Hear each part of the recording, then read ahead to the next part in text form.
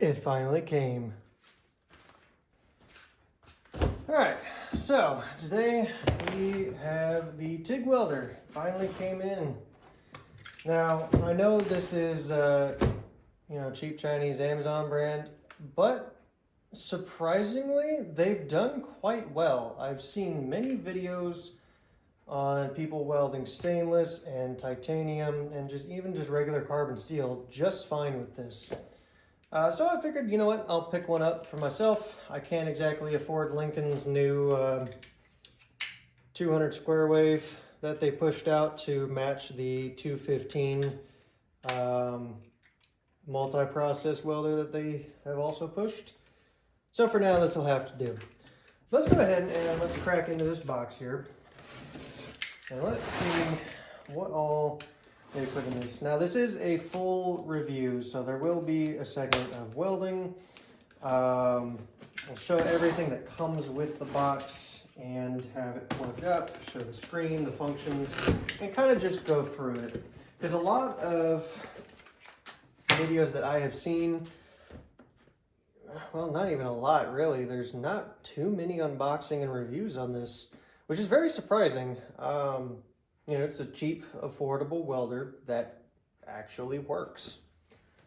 So hopefully this one will be a little better than most that's out there, and we'll see what happens. So, coming straight out of the box, we have what I'm guessing is the box of, ground clamp, electrode holder, TIG torch, consumables, sorry, the torch. There is an adapter, so this is 110 to 220. A gas hose, and your manual. And then, of course, the eye candy itself. This is actually a little bigger than I thought it would be. Is the welder right here. Alright, let's get this plastic off. Let's have a look here. For the price, it honestly looks like it's put together quite well. Doesn't really look or feel as cheap as it is. This is an inverter welder, which is why it is able to run off of 110. And certainly very, very compact, very small. Definitely, I like the screen and the controls. The DIN style connections look very clean, don't look chewed up. Let's get this little cap off. Yep, that's where the torch will go, right there. Very clean design. And of course, stock on it is the 220 plug, which this box should be where we get the accessories and consumables and stuff. So let's see what they send you. So of course, you have your manual. You have the gas hose here, which, if I'm not mistaken, the gas hose is 8 foot. Doesn't look horrible, but we'll see how that goes. Got your ground clamp. I mean, it's a ground clamp. It's not going to be anything too special. You do get a stinger with this for stick welding. I'm not going to use this on here because it's not what I got it for. I got this for TIG welding. You have your 220 to 110 adapter. So this, plug in there, and then you plug up to your regular house outlet. And here is the torch itself. Now, if I'm not mistaken, this is more of a European style. So for this, this is a WP17, but you do have a push button. Now it does have a swivel here, which is actually very interesting. Let's get my normal TIG torch and compare it to that. All right, so this is my Weldtech 17V TIG torch. This already has a, it may be small, but it does have a gas lens kit on here. I love this torch. I love using it. Hopefully I can get some kind of adapter to fit on this style of welder. Definitely can tell that the grip is a bit chunkier than here. And I am curious, actually, if I could, I might just see if I can switch this over to that one, because that would save a lot of time and effort until I can get a full upgrade on this. So let's see if this will thread, because if it threads, I'm going to use this 100%.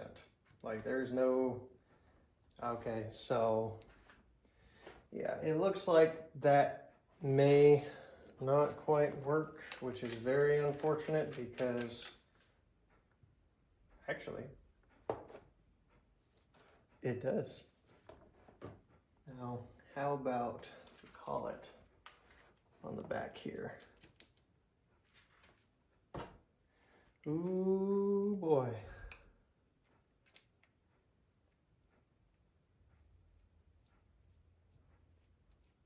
Well, how about that? My gas lens fits on here. That is awesome. That's going to be way better than the diffuser style that comes with it, much like Lincoln. Sweet, so I don't have to fiddle with this. And the other thing that I don't like about this is it just has a open close valve for the gas. I'm not made out of money. I don't have a big old tank of argon, so yeah, I would much rather have the push button on here and just kind of deal with it and figure that out later. It is not a flex head. And then of course the other end where it goes to the machine, and then for the button. Now you can order a foot pedal for this, which I will most likely do. Just because in the end, you know, it's better. The hose doesn't really feel that bad. I'm very happy that my gas lens kit fit on this. I hope it's seated enough to where gas doesn't blow back through the coupler here. But that is very, very nice, very pleasant to see that works. All right, let's go ahead and get this kind of hooked up and go through the screen. Okay, got it all set up on the machine. Got gas hooked up, no leaks, awesome. It's just resting on top of my Marquette MIG welder.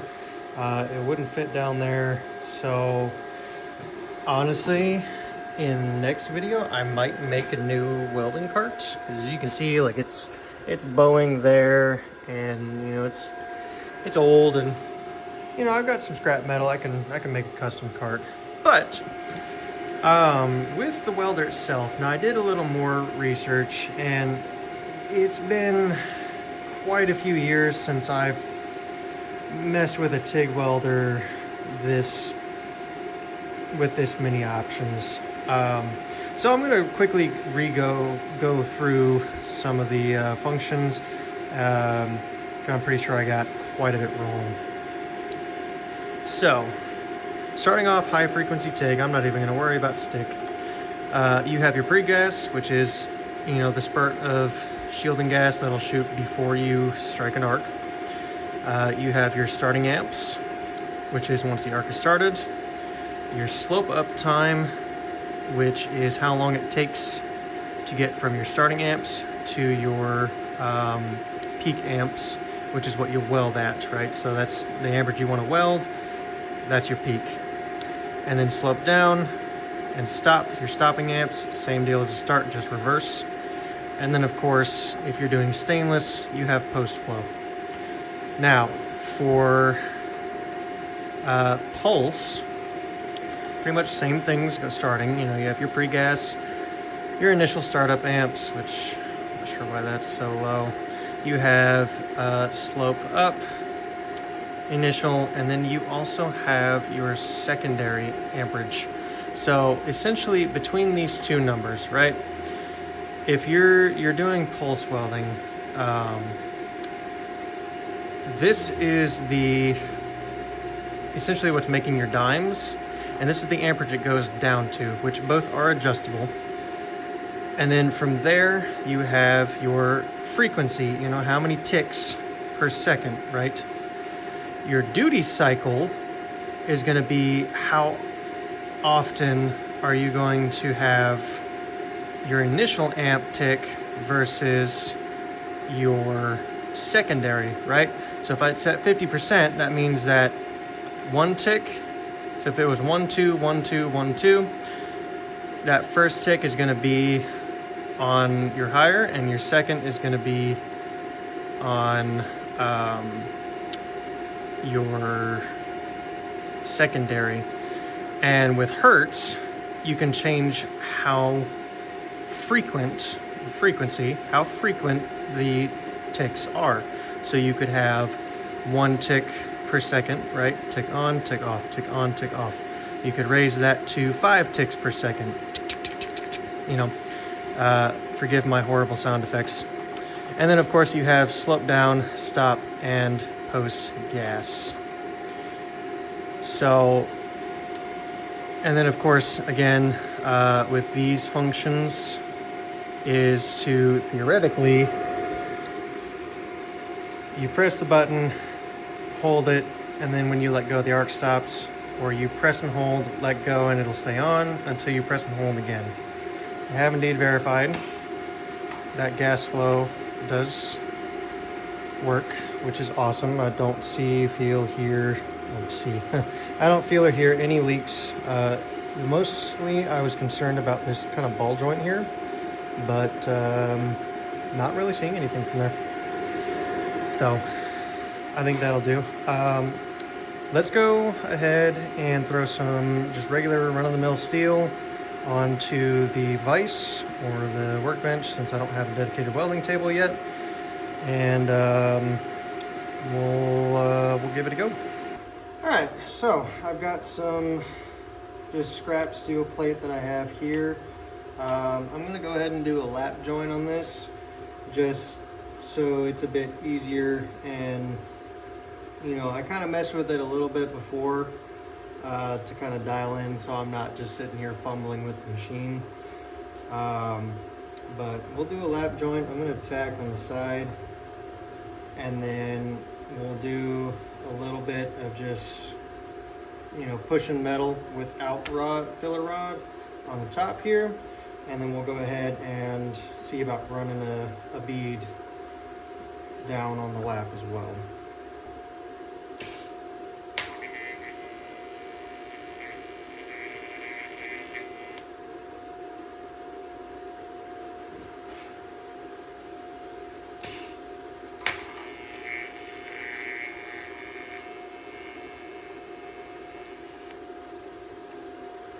Now that we've got that tacked in place, let's go ahead and see if we can follow some kind of straight line up here. Currently I'm at 100 amps. This is pretty thick metal. I'm not looking for full penetration. I just want to see that it can, you know, lay something down that would be acceptable.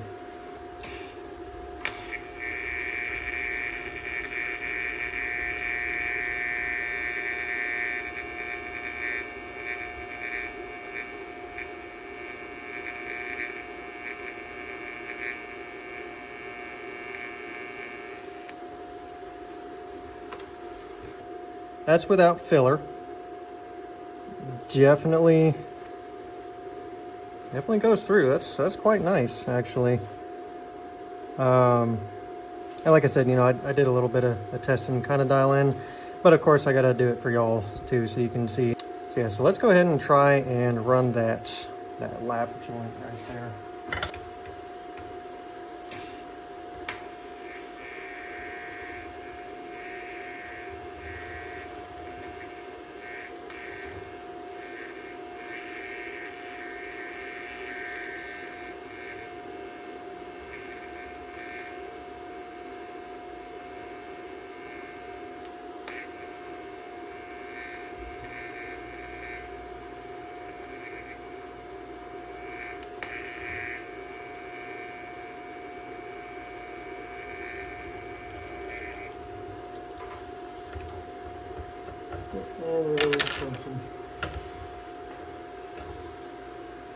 I didn't get too far on that at all.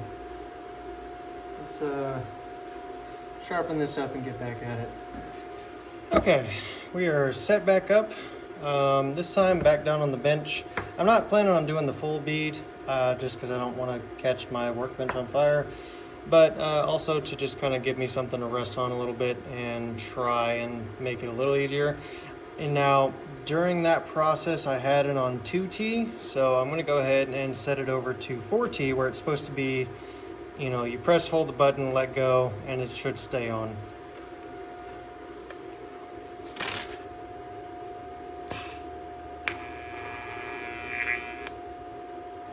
Well,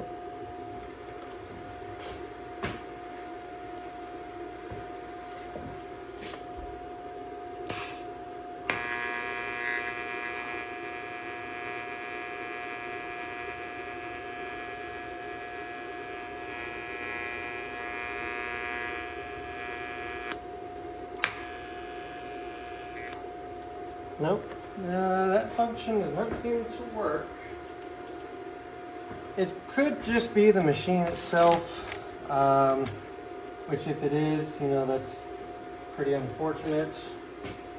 Just check back through my settings here. Yep, we're all good. All right, well, that is a bit unfortunate. Again, not stressing too much on that. Once I get a pedal in for this, it shouldn't be that big of a deal.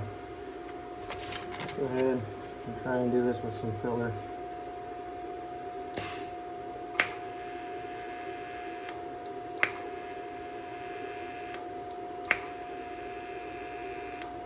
Huh. That is also interesting. Now it seems as though the arc does not want to stay. Let me see.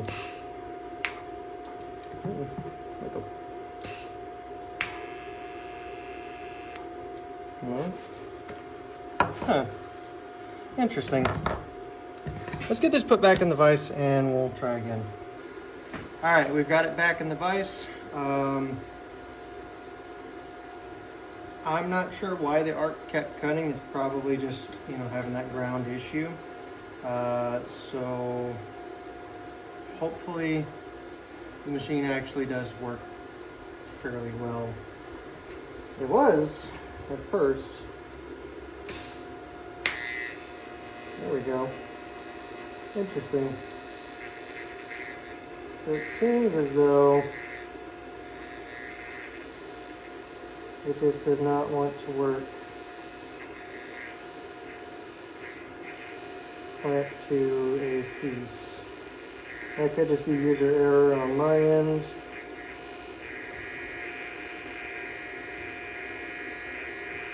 But we'll see.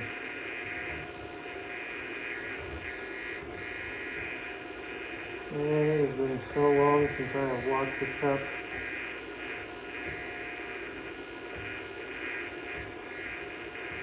Now, of course, this filler is quite small for this application, this much steel, but as long as it works. Ignoring my crappy dimes, it did weld. And not terribly, actually. Joined both surfaces. There's not really much underbite except for the start here, which is interesting because the starting amperage is at 25, so it's not hot, but I was probably just sitting there too long. And you can see here where there were some parts my cup was catching and the filler was allowed to fill up too much, but no undercut up here, if it'll focus. Yeah, no undercut up here, very little down here. And this, again, you know, this is thick steel. These are 3/32 rods, which can definitely do it. I know that for a fact. I've done many pipe tests with a very large bevel, so yeah, not horrible. All right, I think we'll do one more little test just to really see kind of what this machine is capable of. This is some just regular exhaust tubing chunks that you can buy at any auto parts store. These actually came off of a MagnaFlow that I plan on replacing the resonator to the Skyline because there's a very sizable rust hole in it, very big exhaust leak, and you know, until I can get a nice fancy and good exhaust that I want, it's just going to have to do. Which is mainly the reason that I got this TIG welder, was for that job. But of course there are so many more applications that I can do with this.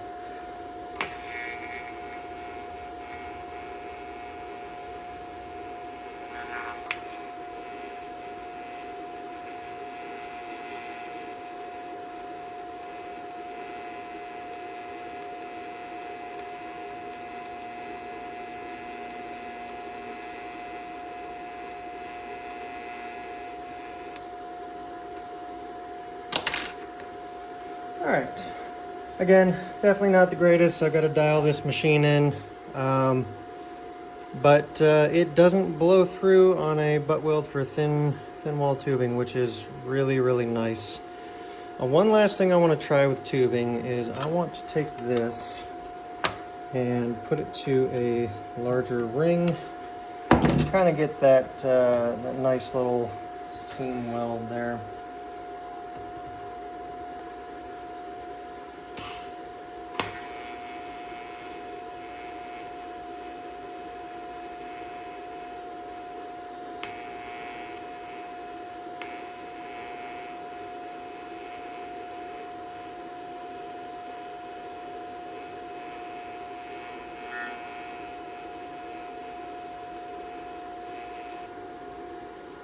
It'll definitely do it. I probably should have chosen a lot better,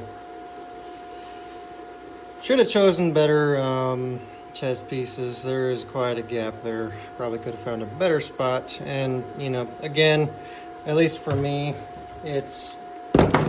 I'm so used to underhanding and resting on a table. You know, with TIG welding, I generally, like 75% of the time, had a welding table.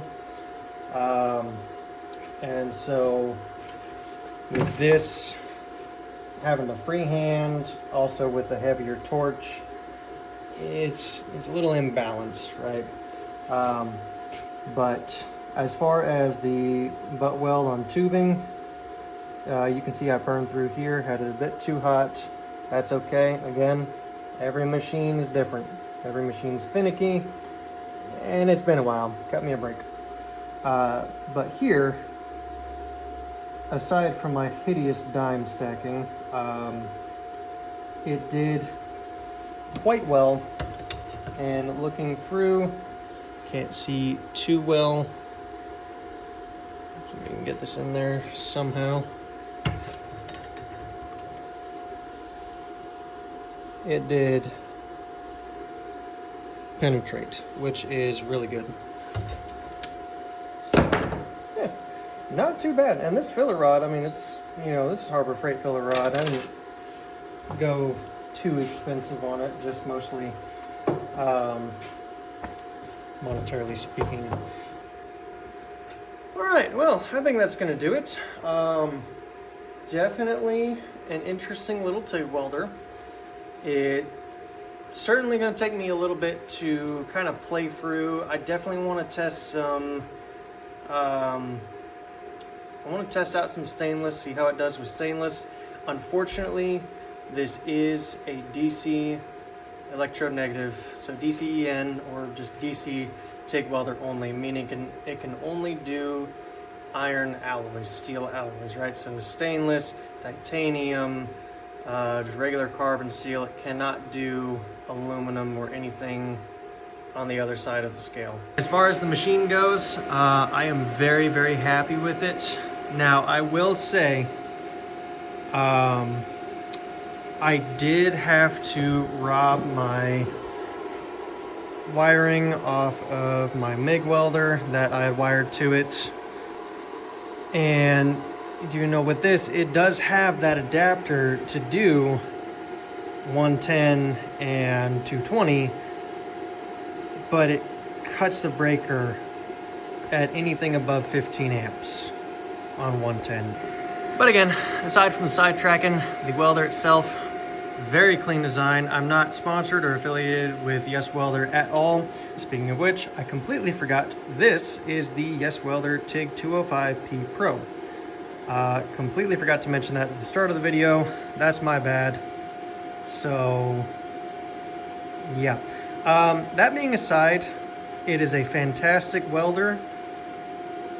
For its price, this thing, you know, welding on my dad's, he's got one of those big Lincoln, like older, you know, $5,000 cart welders, like big TIG welders.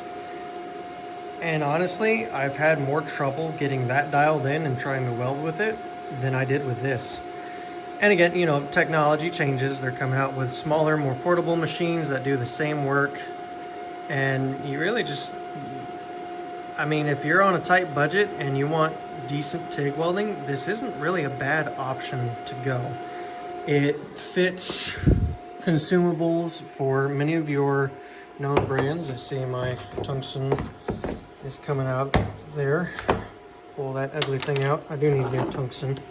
I would say the only gripes I have with this one, obviously the very large, hideous torch handle. There's no need to make it that big. The push button and the solenoid is nice. You don't waste gas. My WeldTech W17 torch, that one is a lot slimmer. I can do the underhand with it, but it just has the gas valve. Turning gas valve on and off all the time is kind of annoying, but then that also raises its own challenges with this one. That being said, out of the box, it does still work. It fits the WeldTech consumables that I had in the gas lens kit, which is very nice. I hate using diffuser style, especially when it comes to stainless. I'm very curious to see how this will do on stainless. The gas lenses just work way better. The ground clamp, as all cheap welders are, you know, it's not the best, but it's way too easy to just run to the hardware store and pick one of those Lincoln ground clamps up. No big deal. I think that's about all I've got to say on this one. Again, it's for the price you pay and for what it'll put out on 220 at least. I don't know if that's just my machine or, you know, I know across the board a lot of 110s, unless you're running a 20 amp fuse for your regular wall outlet, it's not going to perform. And you just have to end up using 220 anyways. But you get a lot for what you pay for with this, which I think is the main important thing. And it allows you the ability to weld decently. Not the greatest. I got a lot more practicing to do. It has been quite some time since I have TIG welded, let alone TIG welding on a machine with an actual screen and not just, you know, your amperage and then everything else is dials. So I'll take some time playing with this. Next video, like I said, I really do think that I'm going to build a welding cart. I'm gonna rifle through all my scrap and see what I've got to make it. Take some measurements, get the dimensions laid out, and I will use this TIG welder, put it to the test in building that out. Since the MIG one is on flux, I hate flux core, not doing that. If I'm building it, I want it to look nice. And this is also the one that has the power wire at the moment. All right, guys, I think that's going to do it for this video. Thank y'all for watching and tuning in to High Octane. There's going to be some changes with the channel. Okay, so we're going to start fresh. We're going to start new. Any of the previous videos that had builds going, sorry to say, just like the pit bike, those projects are long gone. They have been gone for many, many years. They're not coming back. So unfortunately, the pit bike is not going to have a finished shiny reveal. It's been 6 years, guys. Yeah, next video we're going to be doing that welding part. I'm going to spend a little bit of time getting the dimensions drawn out. Hope y'all enjoyed this review. Thank y'all for watching. Please don't bash me in the comments. Again, I know that, you know, I spent all that money going through welding school, and then now here I am in the Army, and can't remember what half of the terms are. But I'll get back up to it. We'll get back to the point that I was at, and start rolling out some projects here, having some more fun. So, till the next video, I'll see y'all later.